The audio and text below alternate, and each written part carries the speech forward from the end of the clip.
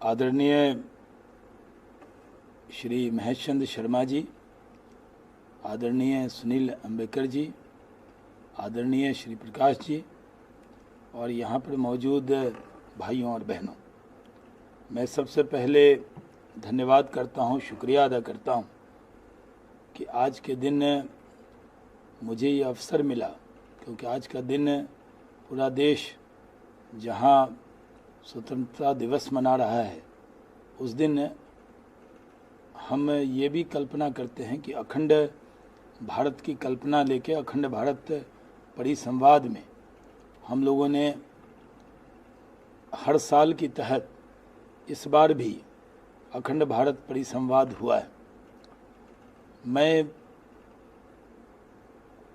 आज़ादी के बहुत बाद पैदा हुआ हूँ और हमने अपने बड़ों से जो सुना है, जो पढ़ा है, जो सीखा है और जो सहा है कि काश आज अखंड भारत होता। अगर आज अखंड भारत की जो कल्पना है वो हमारी कभी समाप्त नहीं हो सकती, क्योंकि भारत में बंटवारा जब हुआ वो जिन कारणों से हुआ उसकी चर्चा विस्तार से पहले भी हुई है। मेरा मतभेद उस वक्त के नेतृत्व से रहता है। मैं भी कई बार ये सोचता हूँ कि काश मैं होता तो क्या होता। उस वक्त उस दौर के जो लोग थे उनके ऊपर क्या बीती होगी जब इस देश का बंटवारा हुआ, या उससे पहले इसकी नींव जब डाली गई थी, तो क्या उस वक्त के नेतृत्व को इस बात का अंदाज़ा नहीं था कि इसके बाद इसके क्या गंभीर परिणाम आएंगे। आज भी इस पूरे भारतीय उपमहाद्वीप में बहुत सी समस्याओं की जड़ में इस देश का बंटवारा भी रहता है। एक बड़ी आबादी, इसकी रूपरेखा तो बहुत पहले ही बन गई थी। मैं तो कहूँगा जब खिलाफत आंदोलन शुरू हुआ था, उसी वक्त के जो मानसिकता के लोग थे उन्होंने ही भारत के बंटवारे की नींव डाल दी थी।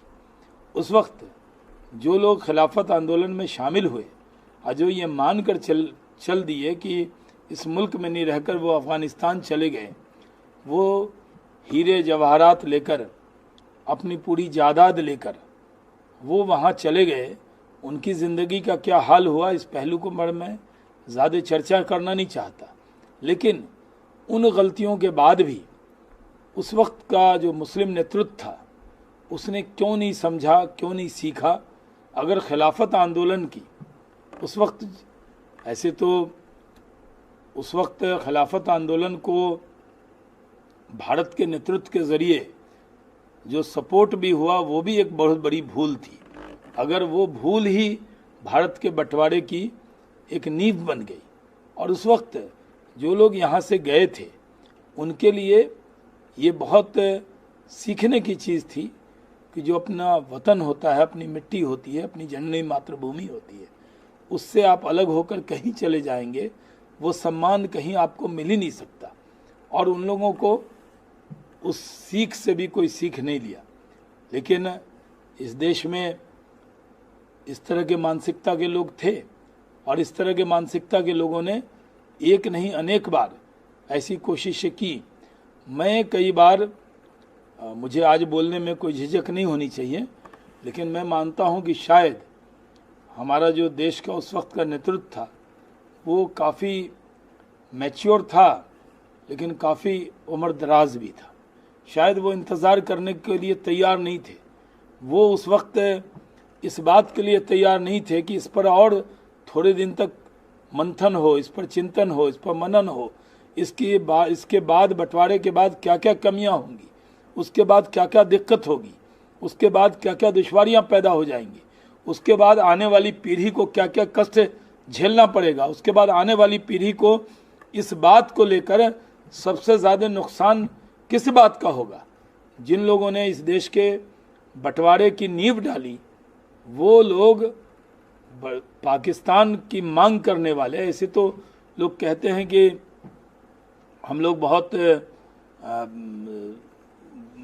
सारे जहाँ से अच्छा हिंदुस्तान हमारा, अल्लामा इकबाल की कई बातों को कई बार चर्चा भी करते हैं, लेकिन पाकिस्तान के जब मित्रों से बात होती है तो वो अल्लामा इकबाल के इस इशार को अलग अंदाज में कहते हैं और वो इसकी नींव बताते हैं वहाँ।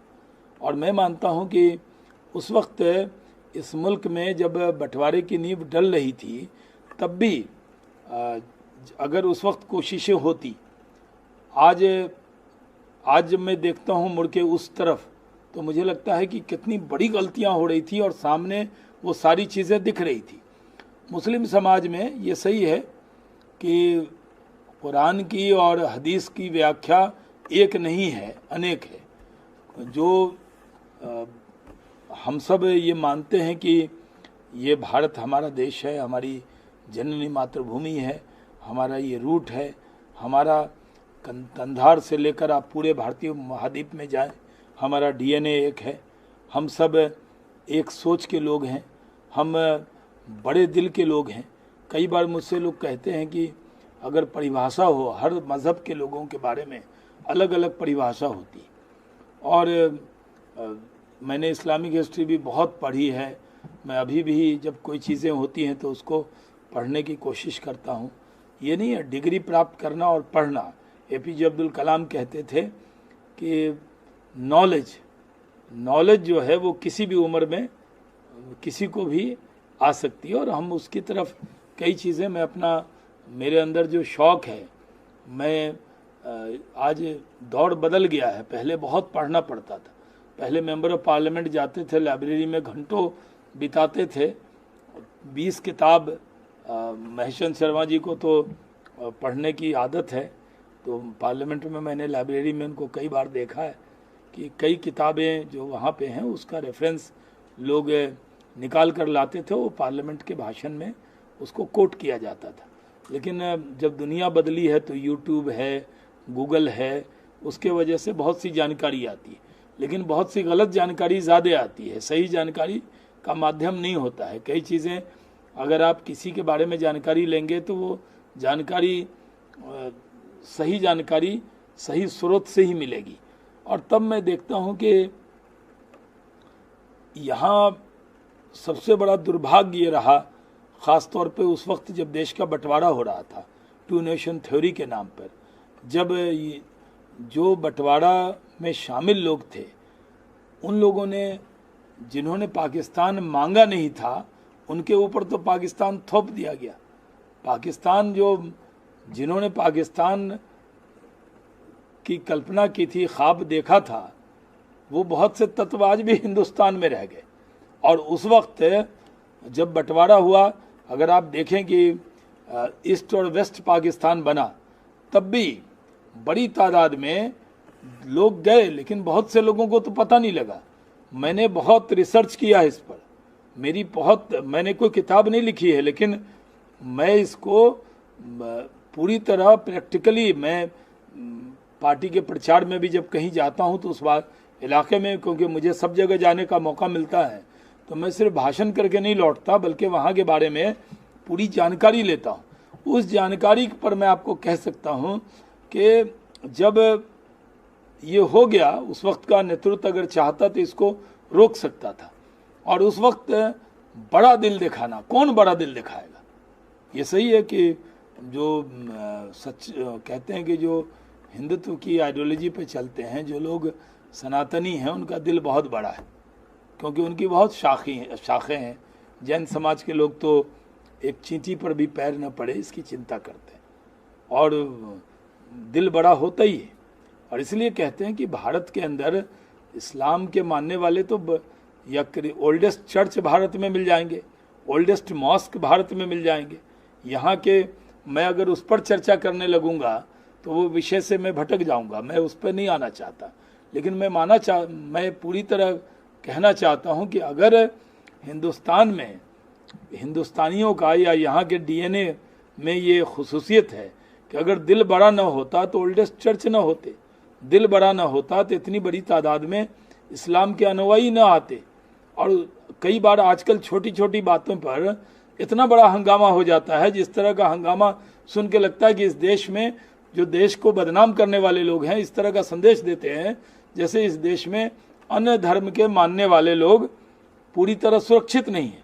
लेकिन जब इस देश का बंटवारा हुआ तो आप देखें कि पंजाब से हरियाणा, पंजाब पूरा इलाका एक था उस वक्त, वो हिमाचल का भी इलाका, तो आप देखें पंजाब में मलेरकोटला को छोड़कर करीब करीब सारे लोग उधर चले गए।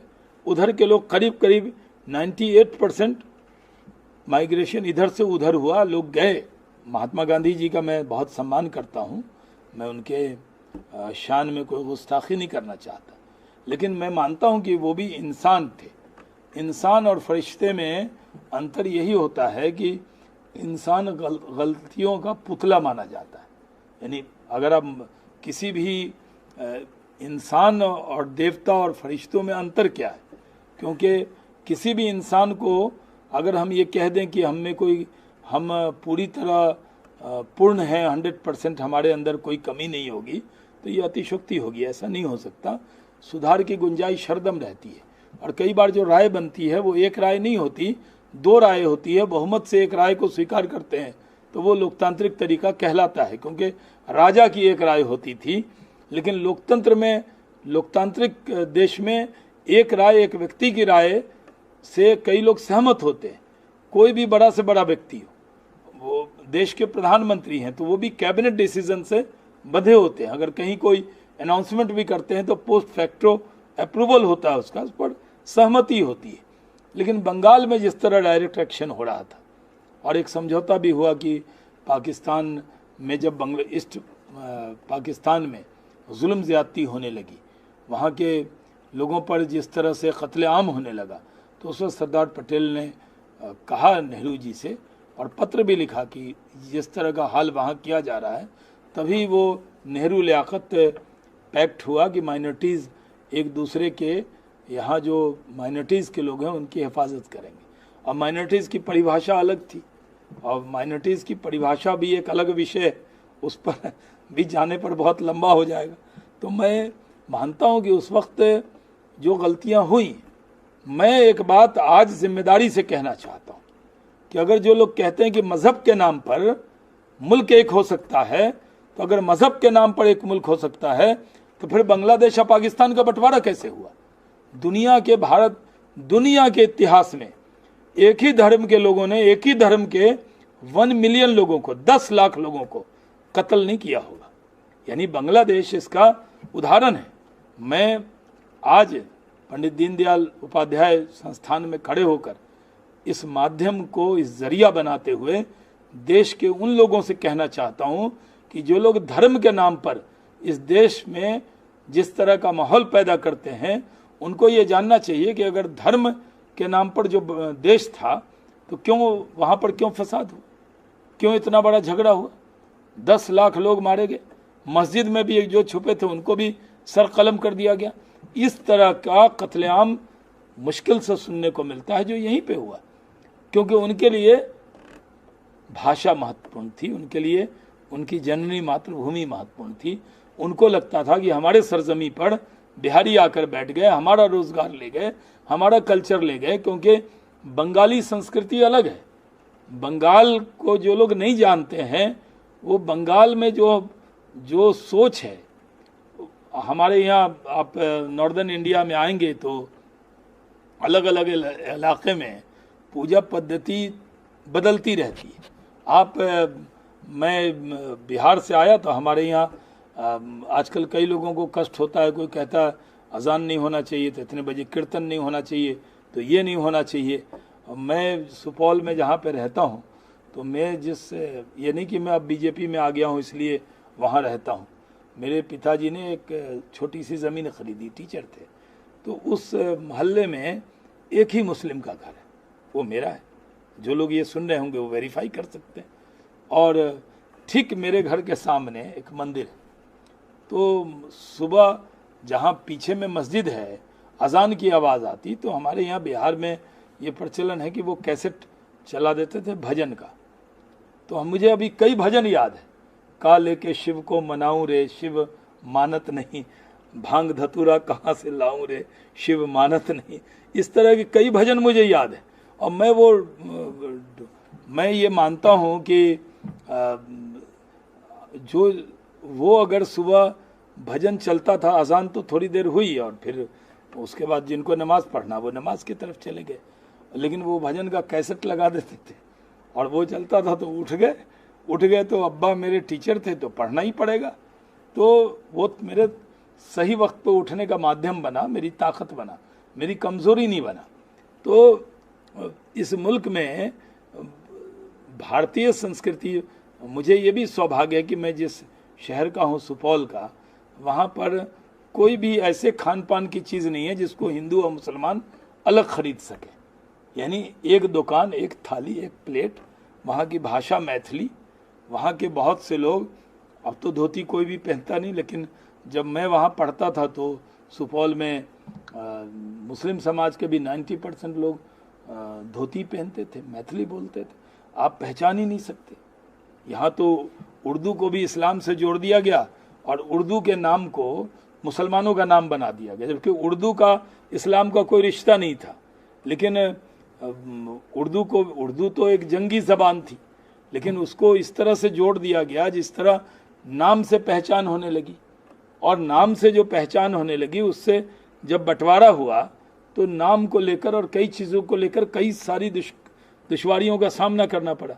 मैं मानता हूं कि जो टॉलरेंस है वो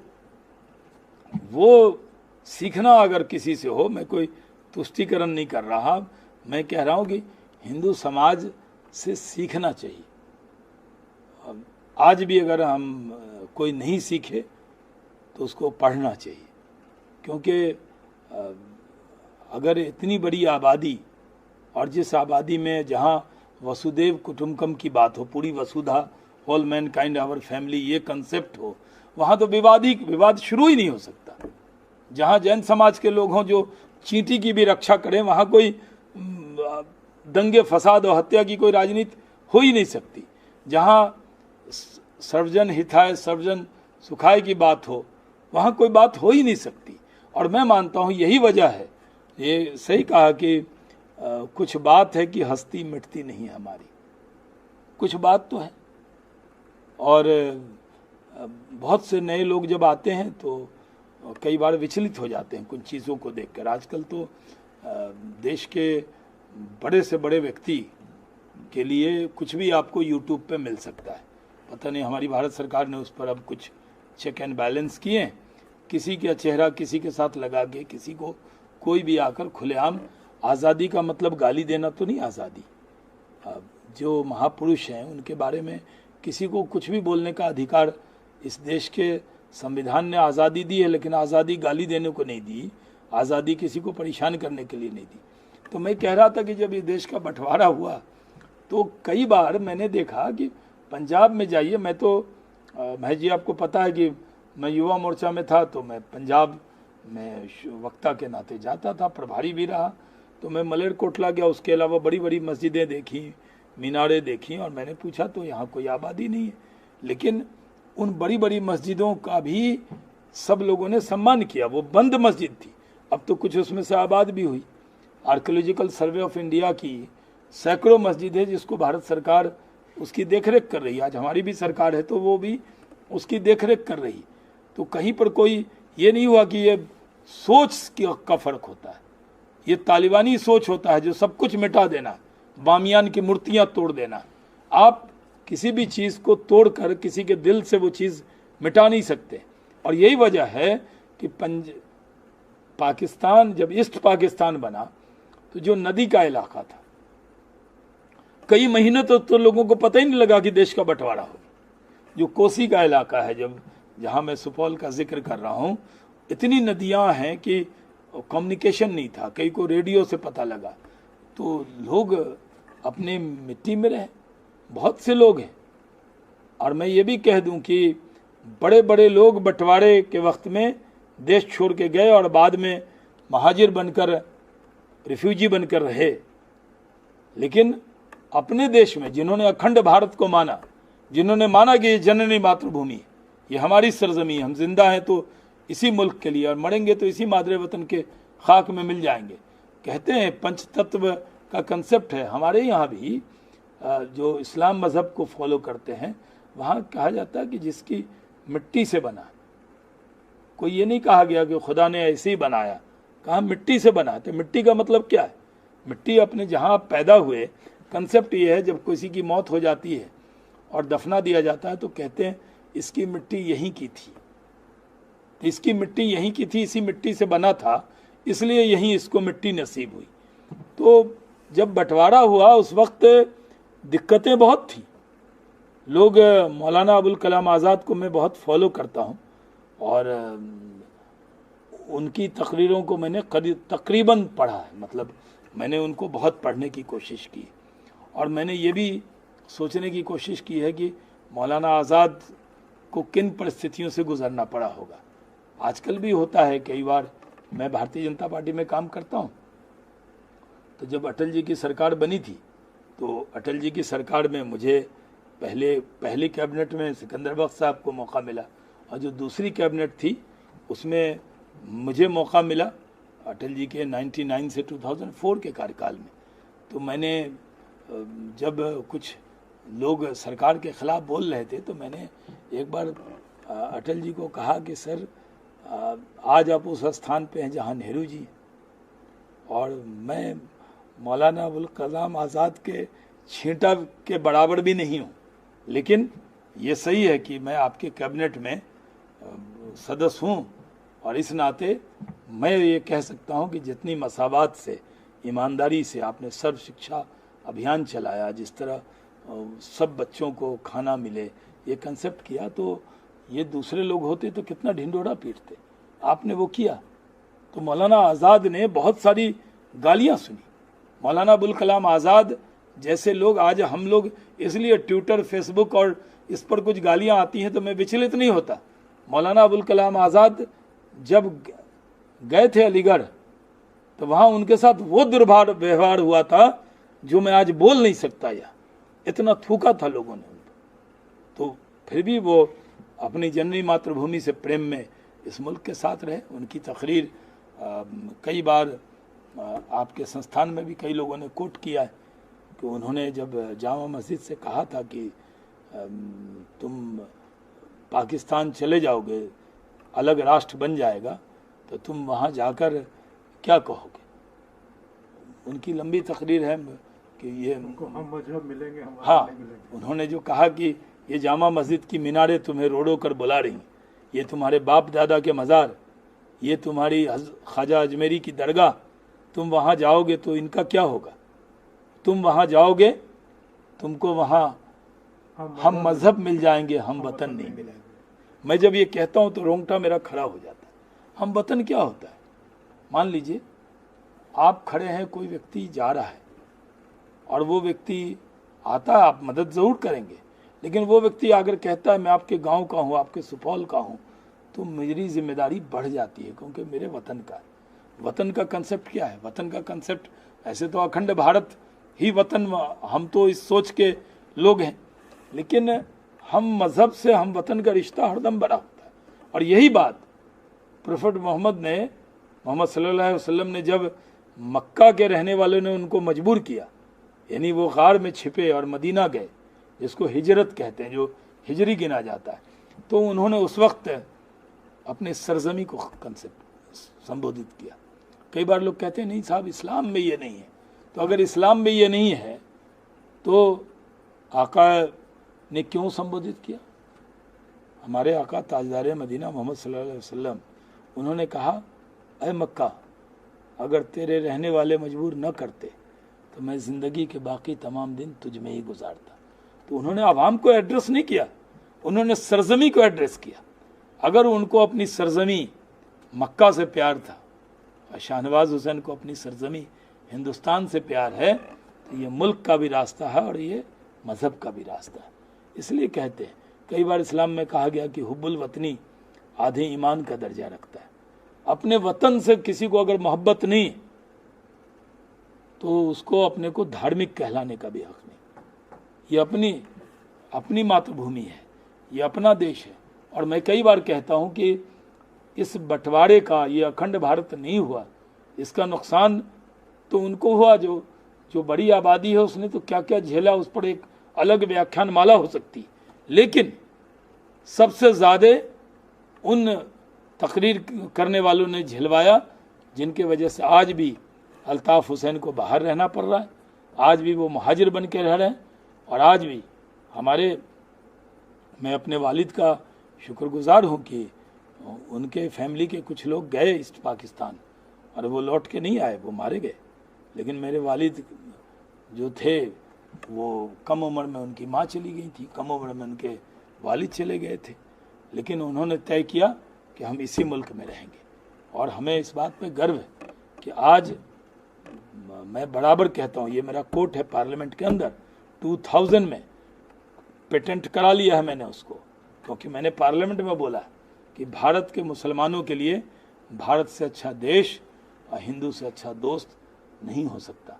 ये मैं एक नहीं अनेक बार कहता हूँ, क्योंकि आप तय कीजिए कि जो मुसलमान यहूदियों के साथ रह रहे हैं, मैं उसमें जाना नहीं चाहता कि मैं स्पेन ले जाऊं आपको, मैं टर्की के रूल के बाद क्या हो उसमें नहीं जाना चाहता।